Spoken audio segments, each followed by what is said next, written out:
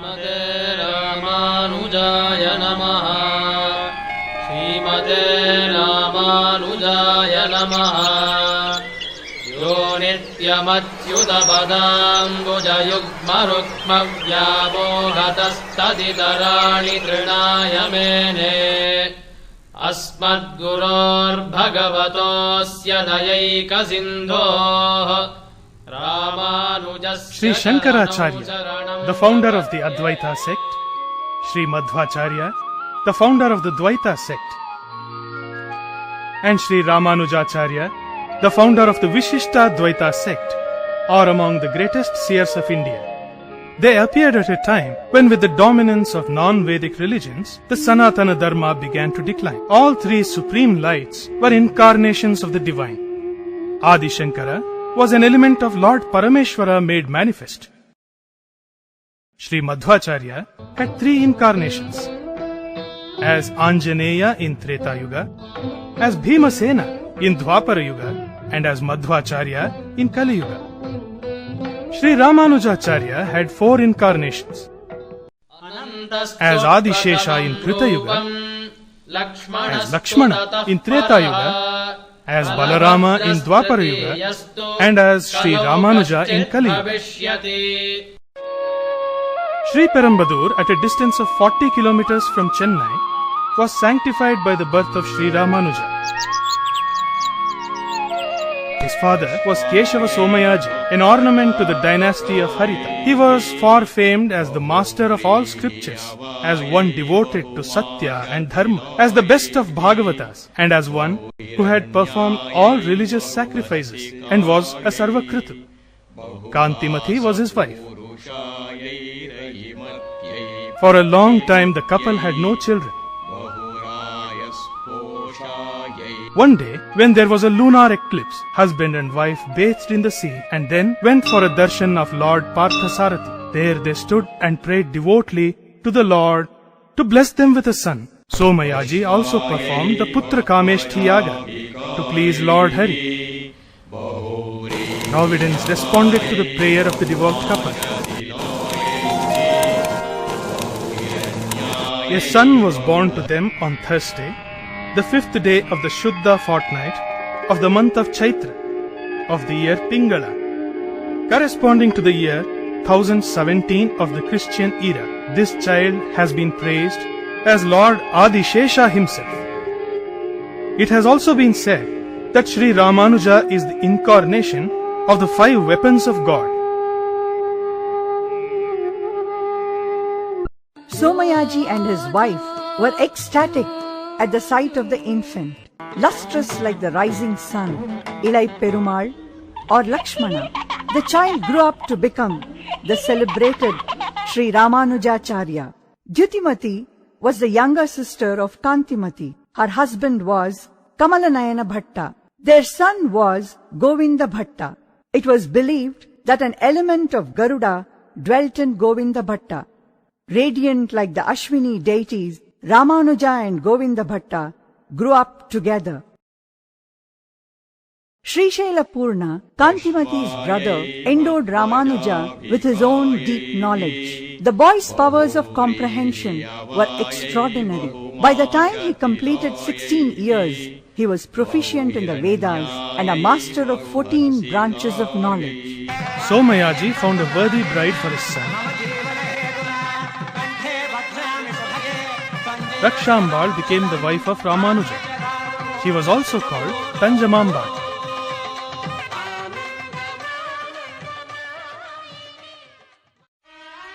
Shortly after the marriage, Ramanuja lost his father. Ramanuja wished to study the Upanishads and moved to Kanchipura from Sri Perambadur in 1033. He became the disciple of a celebrated guru, Sri Yadava Prakasha. Govinda Bhatta joined him. At times, difference of opinion surfaced between master and disciple in the interpretation of scriptural affirmations. Here are a few instances. This is the interpretation of the Vedanta verse. Satyam Jnanamanantam Brahmam qualities cannot be attributed to Brahma because Brahma is without attributes. Just as a cow cannot be simultaneously endowed with horns and be without horns. Do you understand? Sir, your interpretation does not seem correct. Satyam means free from deformity. Jnanam means self-luminosity of form. Anantam means infinity of time, space and object. Just as color, fragrance and softness dwell simultaneously in a flower, Satyatva, Jnanatva and Anantatva, truth, knowledge and infinity can simultaneously dwell in Parabrahma. They are not opposed to one another. Yadava Prakasha, who suffered humiliation repeatedly in the presence of his disciples, began to simmer with anger and intolerance. An incident in the palace of the king Veera Rajendra was even more upsetting. The princess was being harassed by a Brahma Pishachi, an evil spirit. The king turned for rescue to Yadava Prakasha, who was a master of the occult lore. Yadava arrived in the palace with his disciples. The Brahma Rakshasa thundered at Yadava to approach with magical weapons. You, Yadava Prakasha. The verse you are reciting is not new to me. You cannot get rid of me with your verses. I know the story of your earlier birth. When you do not know the story of your own earlier birth, what can you know of my birth? Poor fellow. What do you know of my earlier birth? Long ago, you were a lizard living near an anthill in a town called Madurantakam. Some Vaishnavas traveling from Sriranga happened to stay there for a while. They bathed and performed daily rituals and prayers, had their meal and departed.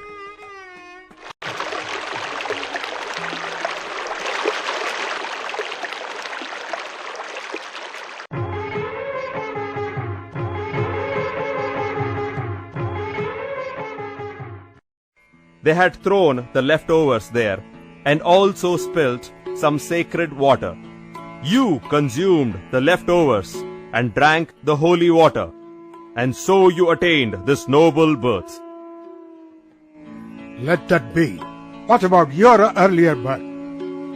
I was once a noble Brahmin. There were lapses while I was performing sacrifices, and so I became a Brahma Rakshasa.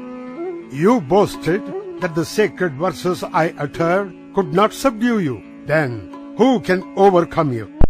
Look at that great radiant Brahmin standing over there, Ramanuja, who is your disciple. He is not ordinary. A divine element is enshrined in him. If he places his lotus feet on my head and commands me to depart, I shall be released from the curse. The princess will then be freed from the spirit that troubles her. What will signal your departure? Do you see the yonder holy fig tree? That is my dwelling. The moment I leave the shoulder of the princess, a huge branch will hit the ground. That will signal my departure. At the touch of Ramanuja's feet, the Brahma Rakshasa was liberated from the curse.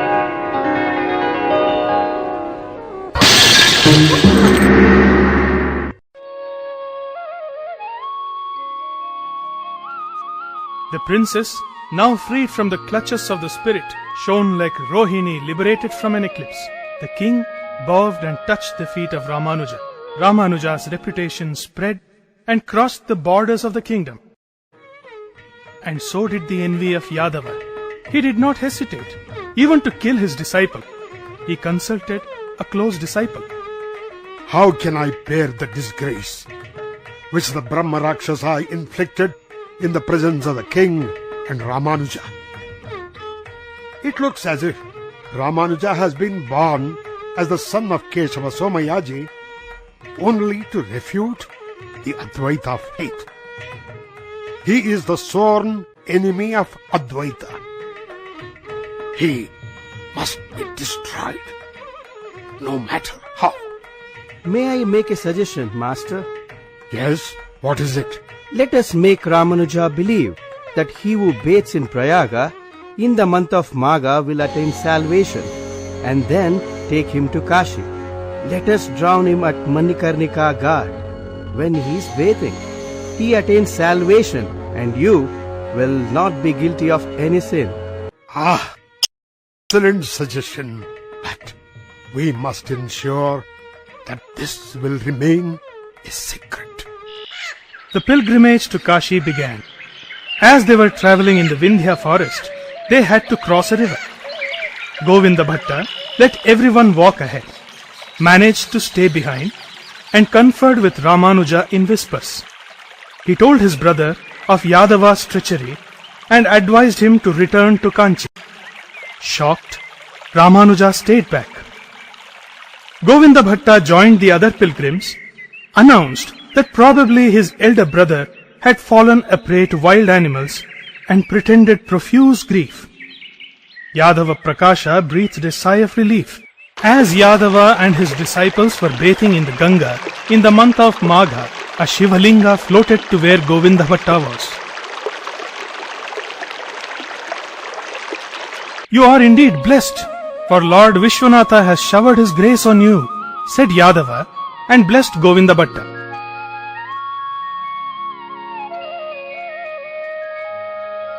Govinda Bhatta installed the linga in his native town Srimangala and went to Kalahasti, where he became immersed in the worship of Lord Shiva.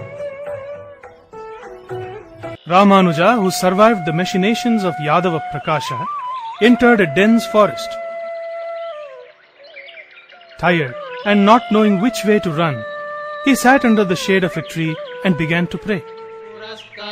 केशवः पातु चक्रे जाम्बूनदप्रभः पश्चान्नारायणः शङ्खे नीलजीमूतसन्निभः इन्दीवरदलः श्यामो माधवोर्ध्वङ्गदाधरः गोविन्दो दक्षिणे पार्श्वे धन्वी चन्द्रप्रभो महान्.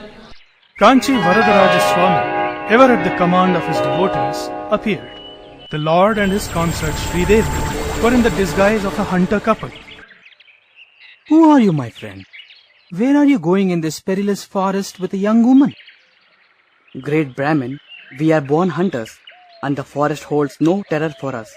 This is a forest infested with wild animals like lions and tigers. Why do you sit alone here? Where do you come from? And where are you going? I belong to Kanchi. I set out for Prayaga, but for certain reasons I could not continue my journey. I was forced to stay here in the forest. I have to return to Kanchi, but I know not the way. Do not worry. Come with us. We too are going to Kanchi. The three spent that night in the forest. It was dawn. The Vyadha's wife made a pretense and said, Oh, I'm very thirsty. I need water. Great Brahmin, there must be water somewhere nearby. Pray, make a cup of your palms and bring some water swiftly.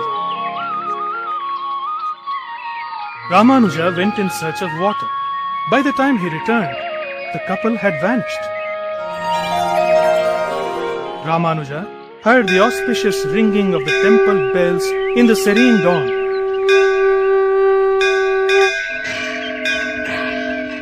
Astonished, he looked up to see the shining towers of the temples of Kanchi. Ramanuja was thrilled. Pondering over the divine sport of the gracious Lord, Ramanuja was in ecstasies.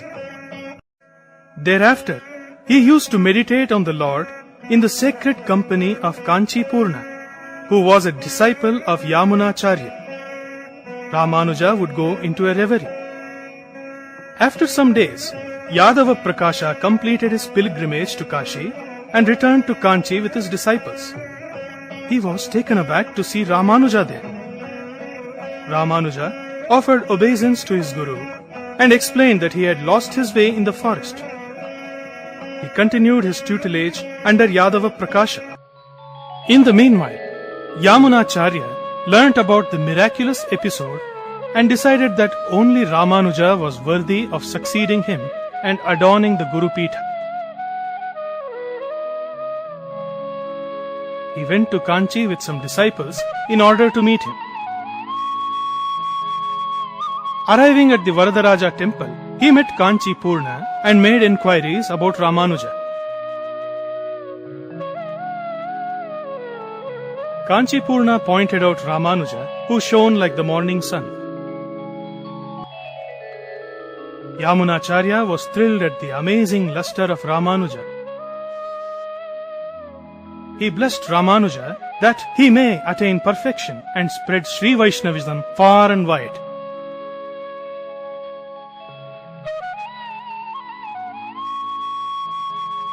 Kando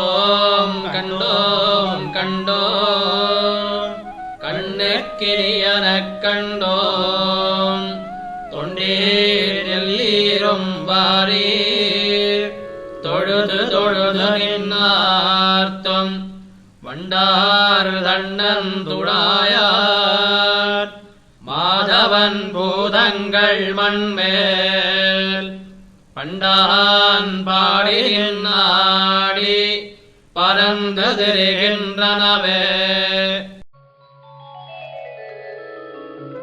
But Providence willed otherwise. Ramanuja was with Yadava Prakasha and he did not take note of the presence of Yamunacharya. Pressure of work compelled Yamunacharya to return to Sriranga. On another day, master and disciple were engaged in the discussion and interpretation of the scriptures. The disciple was applying oil to the master before his bath. Tasya yatha kapyasam pundarikamevam akshine. This is a verse in the Chandogya Upanishad. It means that the eyes of Parabrahma are red, like the rare parts of a monkey. Ramanuja's tears fell on Yadava Prakasha's shoulder. Ramanuja, why are your eyes filled with tears? Pardon me, great Guruji. Even ordinary poets regard a degrading simile as a flaw and eschew it. How can a scholar par excellence like you offer such an interpretation? Can the eyes of Parabrahma be compared to the rare parts of a monkey? Well then, what is your interpretation? The phrase Kapyasam Pundarika should be split into Kapi plus Asam Pundarika. Kam means water. Pibati is one who drinks it. Therefore, Kapihi refers to the sun. Asam means blossoming. Kapyasam Pundarikam Gambhiramba Samadbhuta Sumrashtanala Ravikara Vikasita Komala Dalaya Tekshana. It means lotus with a strong stalk rising from the depths of water, opened out by the rays of the sun. It is more befitting to interpret the verse to mean that the eyes of Parabrahma are as pleasant as a lotus. After that, Ramanuja left Yadava Prakasha and joined the company of Kanchi Purna. By then, he had heard about the glory of Yamunacharya and yearned to secure his tutelage.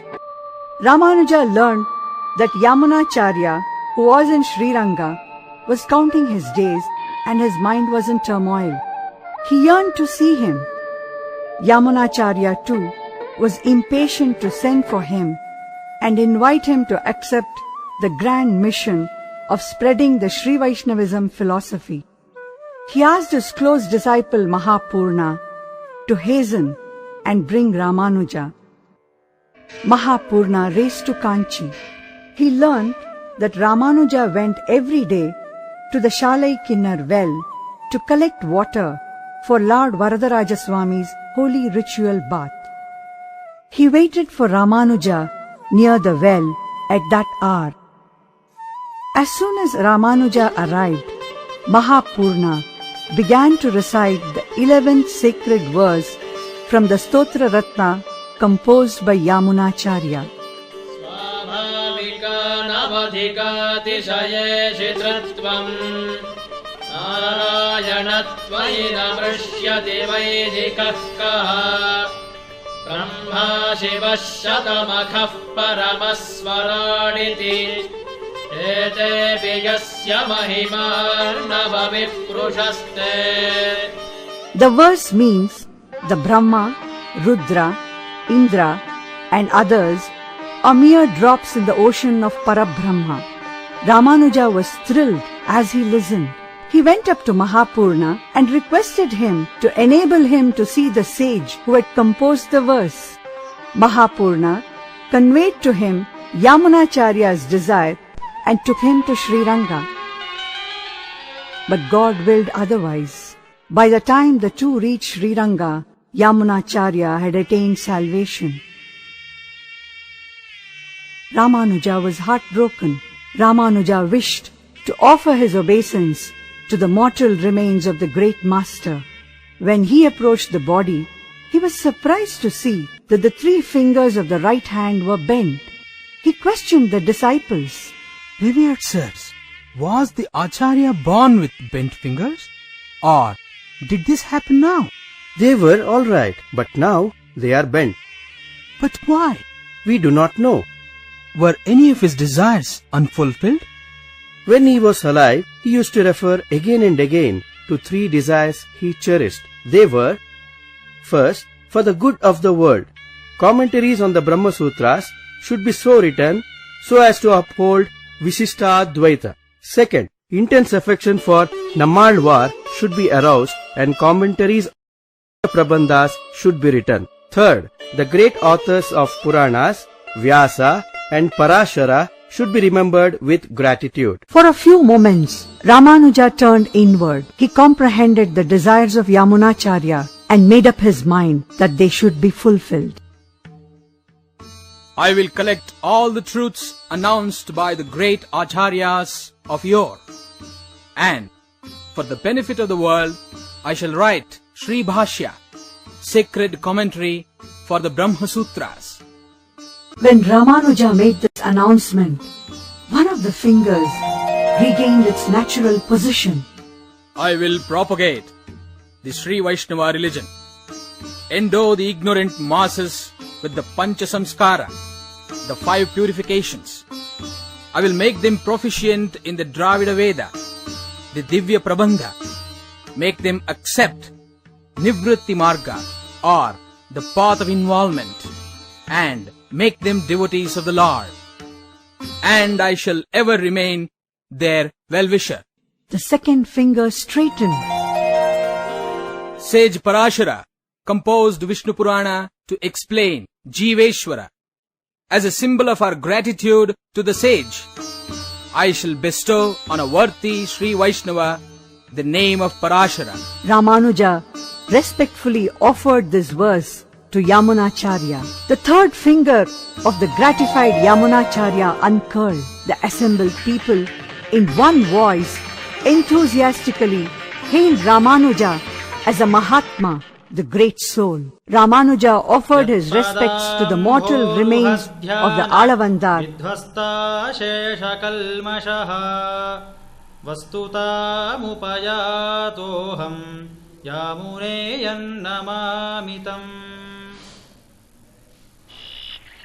And returned to Kanchi.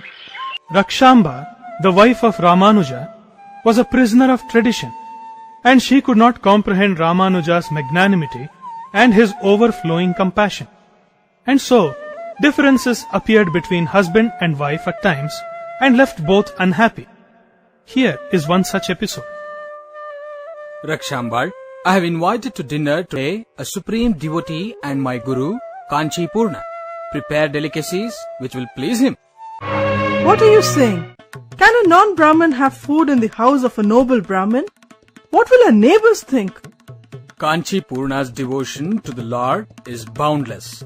He is an absolute master of the spiritual lore. I wish to partake of the leftovers after he has dined. It is my good fortune that I am his disciple. I am bursting with the desire to partake of the leftover, for then my life will be worthwhile. If he is so learned, should he not realize that he is a Vaishya and you a Brahmin? How could he accept your invitation? Purity and pollution are the very essence of the state of Brahminhood. Are you going to discard them? Purity and pollution should manifest in our conduct. Mere pretense is meaningless. Let that be. This debate is unnecessary now. I will attend to the worship in the temple and bring my guru. Most reluctantly, Rakshambal prepared the food and stood at the door, awaiting the arrival of the guest. She was surprised to see Kanchi Purna coming alone. I kept you waiting, revered lady. Pardon me. What is your respected husband doing? He left quite some time ago. He said he would complete the worship at the temple and bring you. He shall be here any moment. I cannot wait till he returns. Respected lady, fruits and milk which you have offered to God will suffice. I need no delicacies. How can you say so? The food is ready. Please have a wash and have your food.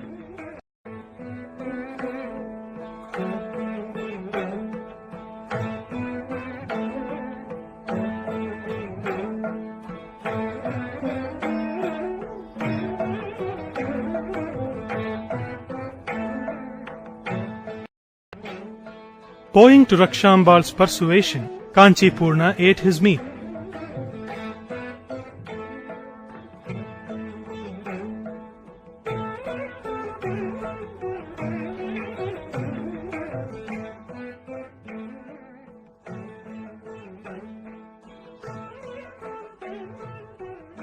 He threw the leaf he had used in the dustbin outside the house.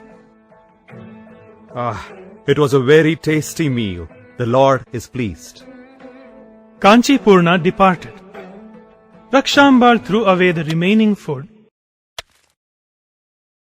and cleaned the utensils with cow dung. She then had a quick bath and started to cook once again. By then, Ramanuja returned. He was astonished to see his wife standing in the sun, drying her hair. He was sad when Rakshambal narrated to him all that had happened. He felt sorry that his wife was so narrow-minded. Ramanuja was from birth indifferent to worldly affairs. Episodes like this one hurt him deeply. He saw no course open to him but to send his wife to her father's house and dedicate himself to the service of the Lord. He hastened to Kanchi Purna to seek his forgiveness. He touched his feet and begged his forgiveness. I surrender to you. I beseech you to accept me here and now as your disciple. Ramanuja, your request is not a proper one. How can I grant it? How can I accede? Revered sir, I have certain doubts. Please submit them to Lord Varadarajaswami and convey the answer to me. The Lord is aware of the doubts that trouble you. I shall submit your prayer to the Lord. He will answer. This same night, while offering services to the Lord, Kanchi Purna placed before him Ramanuja's prayer. The Lord responded to the prayer of his devotee.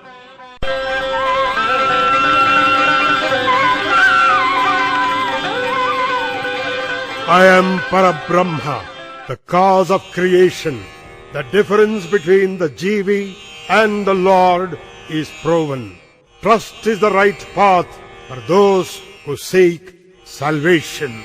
I shall grant salvation to my devotees when they shed their body. Let Purnacharya, a great soul, be your supreme guide. The Lord thus pronounced his answers in 6 sentences. These are known as Arivartigal, the 6 pronouncements. Kanchi Purna conveyed to Ramanuja the command of the Lord. Ramanuja understood the 6 commands and bowed in reverence to Kanchi Purna. He wished to surrender to Purnacharya at once. It was in this situation that Ramanuja received a call from Guru Pita in Sriranga. Mahapurna and others, the very cream of Brahmin community, decided that Ramanuja was the most worthy successor to Yamunacharya. Mahapurna was requested to bring Ramanuja to Sriranga. Mahapurna went to Kanchipura to fetch Ramanuja. And in obedience to a divine call, Ramanuja also left for Sriranga with an ardent desire to become a disciple of Mahapurna, who had earned the grace of Yamunacharya. By good fortune, the two met in the Sri Rama temple in the holy town of Madhurantaka.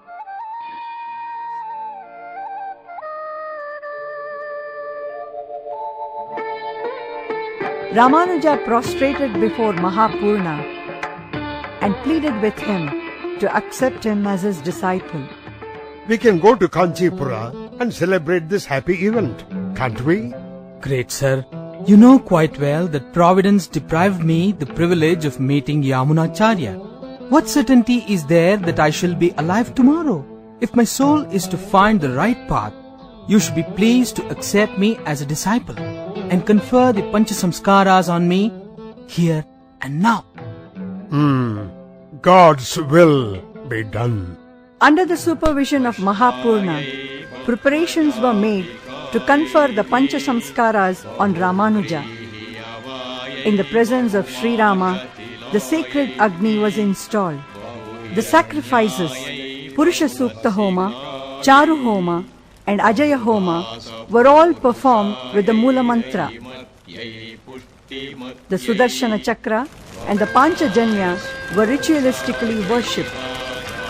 The Panchasamskara ritual was performed under a peepal tree in the presence of Sri Ramachandra.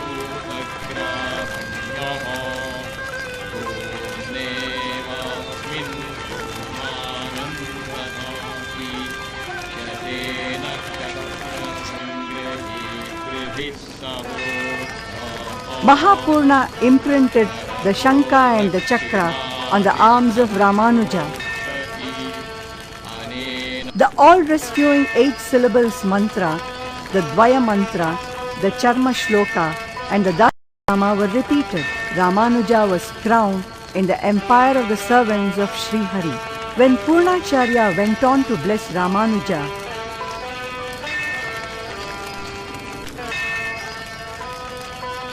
After Yamunacharya, you alone are worthy of guiding everyone in the tradition of Acharyas. No one but you can show the route to the Supreme Lord. the joyous cries of the Brahmins reached the very gates of heaven. Thereafter, Mahapurna stayed in Kanchi and taught Ramanuja the sacred texts written by the earlier Acharyas, which expounded their religion. It was during Mahapurna's stay in Kanchi that there was an unpleasant episode about him also by Ramanuja's family. Mahapurna departed from Ramanuja's house. Ramanuja was unhappy and left his wife in her father's house. Ramanuja renounced everything in order to dedicate himself to the service of the Lord's devotees. Lord Varadarajaswami himself initiated him into the sannyasi order. This was in 1049. Kanchipurna brought Sri Ramanuja, now a sannyasi, to the mutt with great joy. From that day, Sri Ramanuja came to be known as Yatiraja. It was Ramanuja's fervent desire to study at the feet of Yamunacharya, but since that desire could not be fulfilled, he wanted to go to Sriranga and sought guidance from Mahapurna, a towering scholar. Ramanuja, in Tirukottiyar, which is nearby, there is a great person by name Goshtipurna. Go to him and request him to initiate you into the Sri Vaishnava mantra. So Ramanuja went there. Goshtipurna initiated him into the 8-syllable sacred verse Om Namo Narayanaya and then said to him, Beware, if you teach this sacred verse to unworthy people like Shudras, you will be condemned to hell. It is your responsibility to ensure that the sanctity of this mantra is not sullied. So he warned. This caused a mental conflict in Ramanujacharya, but he said nothing. A divine peace filled his mind after the master initiated him. He prostrated before his master and was about to take leave. There is a special worship in the temple today because of the local fair. After attending the worship, you can have your meal with us and then return.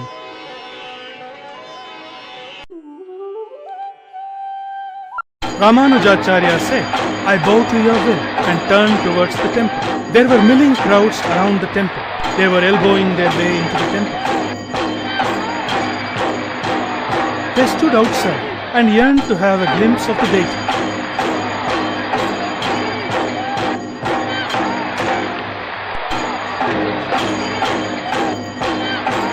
Ramanujacharya was deeply perturbed. For a few moments, he sat under a peepal tree outside the temple, lost in thought. Those who saw his splendid form felt they were in the presence of divinity.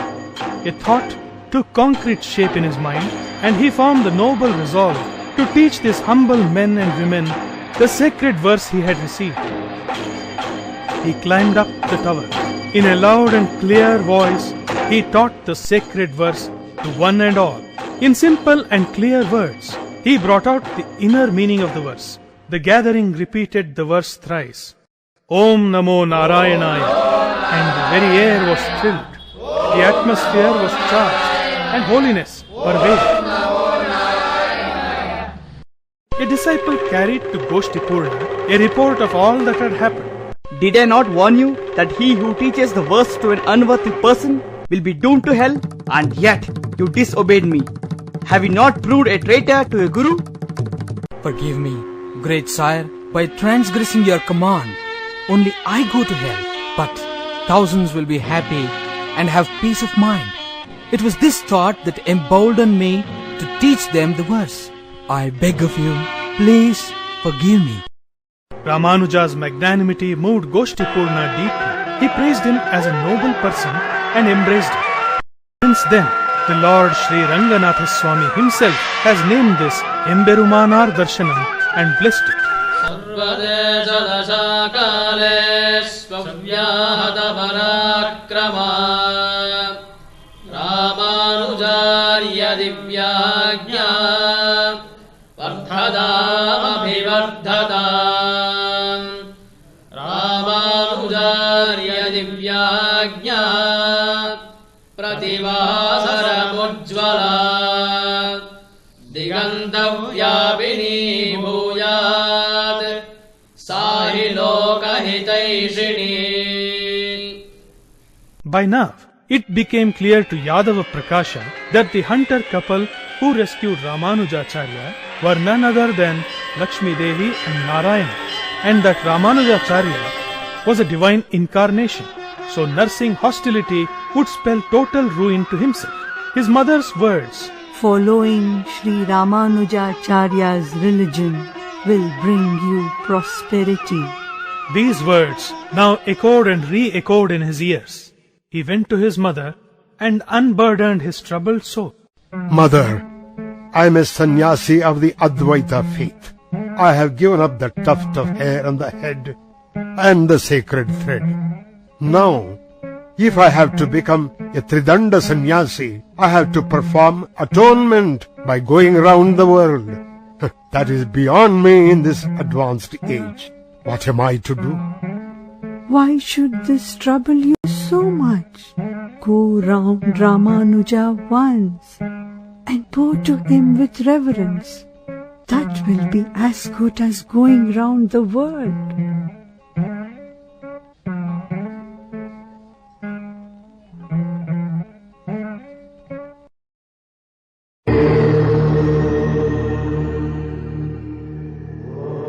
Ramanujacharya accepted Yadava Prakasha as a disciple and gave him the name of Govindajiya. Kuresha and Dasharati were close to Ramanujacharya. Now, Govindajiya joined them as one of his close disciples.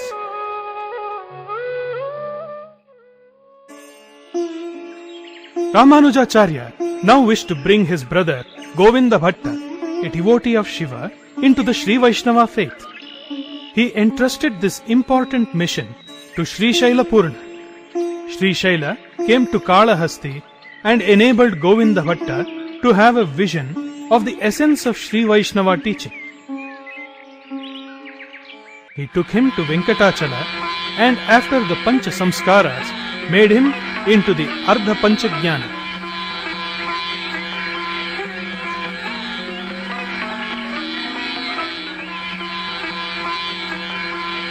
He then placed Govinda Bhatta at the feet of the Acharya. Because of the enlightenment he had received, Govinda Bhatta sought to serve Ramanuja.